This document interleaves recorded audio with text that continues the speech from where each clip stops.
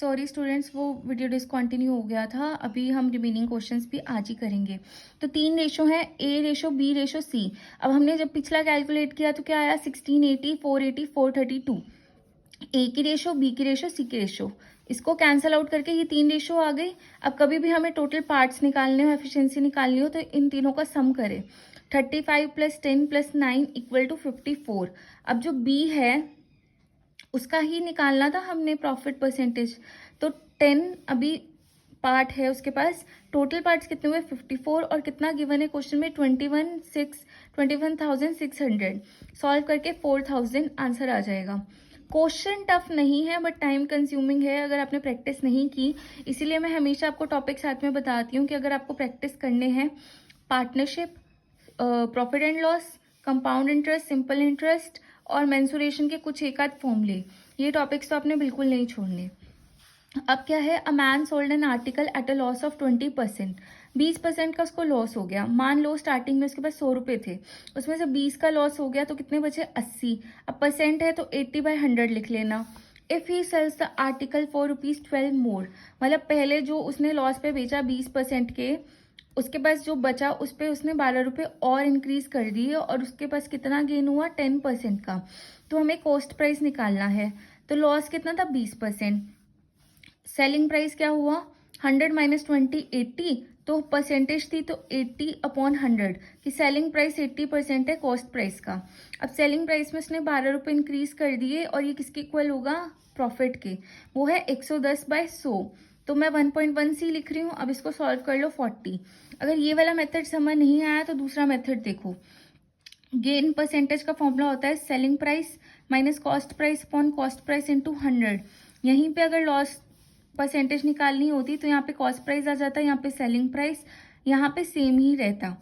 अब selling price निकालना है जब 20% लॉस हुआ है, तो हमने let initial value to be x ले लिया। तो 20% का लॉस हो गया तो 80 बचा, 80x/100। अब 12 रुपये उसने इंक्रीज कर दिया सेलिंग प्राइस में, जैसे मैंने यहाँ लिखा था। यहाँ सेलिंग प्राइस की वैल्यू 12 रुपये अपॉन 110/100। गेन हुआ था 10 का, तो 100 में 10 प्लस हो गया, 110/100x। अब इसको आप सॉल्व कर लो, x की वैल्यू कितनी आ गई आपकी, 40। स्टूडेंट्स, अब एक ना रीजनिंग का क्वेश्चन भी बीच में मैंने सॉल्व कर दिया था। ये ना सीरीज थी और आपको नेक्स्ट टर्म बताना था। तो ये सीरीज किस तरीके से बनी थी, 2 सीरीज होती है, 1 का स्क्वायर प्लस 1, तो कितना आ गया, 3। अब आप नेक्स्ट सीरीज थी हमारी 2 स्क्वायर माइनस 1, फिर हमारा था 3 का स्क्वायर करो प्लस 1, 3 का स्क्वायर करा 9 + 1 कितना हुआ, 10। अब आप 4 का स्क्वायर करो 16, उसमें से 1 माइनस करो 15। देन 5 का स्क्वायर 25 + 1 26। तो नेक्स्ट क्या होगा, 6 स्क्वायर माइनस 1, 36 में से 1 माइनस किया तो 35। ये आपकी सीरीज है। सीरीज आपको प्रैक्टिस करनी पड़ेगी, इजी होती है, एक बार प्रैक्टिस कर लो तो आपके निकल जाते हैं question. Then pipe and cistern का भी एक टॉपिक कर लेना, बहुत इंपॉर्टेंट है। Pipe A alone can fill a tank in 8 hour. एक अकेला ए पाइप 8 घंटे में टैंक को भरता है। इसी तरीके से पाइप बी जो है वो टैंक को 6 घंटे में भर रहा है। इतना तो पता चल गया कि बी की जो एफिशिएंसी है वो ज़्यादा है क्योंकि वो जल्दी भर रहा है। अगर दोनों पाइप को हम खुला छोड़ दें और 2 घंटे के बाद ए को बंद कर दें तो पाइप बी ने कितना टैंक फिल किया ये हमें बताना है। Pipe A 8 hour, pipe B 6 hour. अब इनका टोटल कर लो कैपेसिटी निकालने के लिए, सॉरी टोटल नहीं, एलसीएम निकाल लो कैपेसिटी निकालने के लिए। एलसीएम निकाला, 6 और 8 का एलसीएम हुआ 24। तो टोटल कैपेसिटी कितनी आ गई आपकी, 24। अब एक आपके पास फॉर्मूला होता है work equal to time into efficiency. अब एफिशिएंसी निकालेंगे ए की और फिर निकालेंगे बी की। टोटल कैपेसिटी कितनी है दोनों की, 24 और 24। मल्टीप्लाई करो जितना हमें जितने टाइम में वो काम कर रहे हैं, एफिशिएंसी अपॉन टाइम। या फिर आप ये भी बोल सकते हो work done upon time. Work done 24 था टोटल कैपेसिटी और एफिशिएंसी इससे निकल जाएगी इसी फॉर्मूले से। तो 24/8 3 आवर, 24/6 4 आवर। अब इन दोनों को ऐड कर दो 7 आवर। ए और बी अगर टैंक भर रहे हैं 2 घंटे के लिए तो अभी कितना निकला, दोनों का टोटल कैपेसिटी 7, उसमें 2 मल्टीप्लाई कर दो, कितना आ गया 14।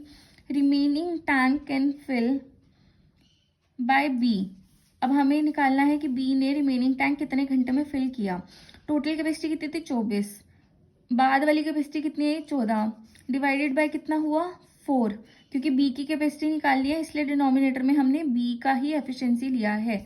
आंसर कितना आया, 2.5 आवर्स।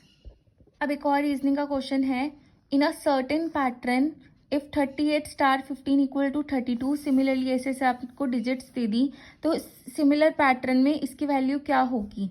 सिंपल है, इसको एक्स वाई ले लो, इसको पी क्यू ले लो, ये मेरे सिर्फ समझाने के लिए लिया है, अगर पेपर में करना हो डायरेक्ट करना। अब आप इसको रिवर्स कर दो और फिर आप उसमें से माइनस कर दो दूसरी रिवर्स वैल्यू। यहाँ से समझ नहीं आया, 38 का रिवर्स क्या हुआ, 83, 15 का रिवर्स क्या हुआ, 51, माइनस कर दिया, वैल्यू क्या आई, 32, मैच हो रही है, यस।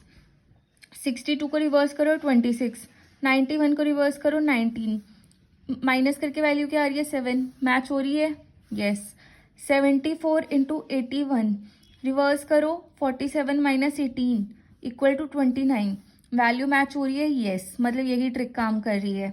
अब 47 इंटू 33, अब इसको रिवर्स करो 74, 33 को रिवर्स करने से कोई फर्क नहीं आने वाला, तो वैल्यू क्या होगी, 41। अब स्पीड, डिस्टेंस एंड टाइम, इस टॉपिक से भी क्वेश्चन आते हैं, ये आपको उसी से है, ये बोट एंड स्ट्रीम वाला टॉपिक है। एक बोट है 20 किलोमीटर डाउन स्ट्रीम गई है 1 घंटे में और उसने उतना ही सेम डिस्टेंस कवर किया है अपस्ट्रीम 2 आवर्स में, तो स्टिल वाटर में बोट की स्पीड बतानी है, ठीक है। Down stream 20 kilometre per hour, जब भी नीचे जाने की बात करिए ना डाउन स्ट्रीम, तो एडिशन होती है, तो boat plus still water equal to 20, upstream कितना है, boat minus still water, upstream में हमेशा माइनस होता है 10। अब इन दोनों इक्वेशंस को लिख दो, ऐड करो, ऑन एडिंग सी से सी तो कैंसिल हो जाएगा, ये प्लस का ये माइनस का, यहाँ पे आ गया 2b और यहाँ आ गया 30, b equal to 15 kilometre hour. बताओ इस क्वेश्चन में कुछ था, इतना इजी क्वेश्चन था। Last question, in a group of 15 people, 7 ऐसे हैं जो हिंदी पढ़ते हैं, 8 ऐसे हैं जो इंग्लिश पढ़ते हैं, 3 ऐसे हैं जो कुछ भी नहीं पढ़ते।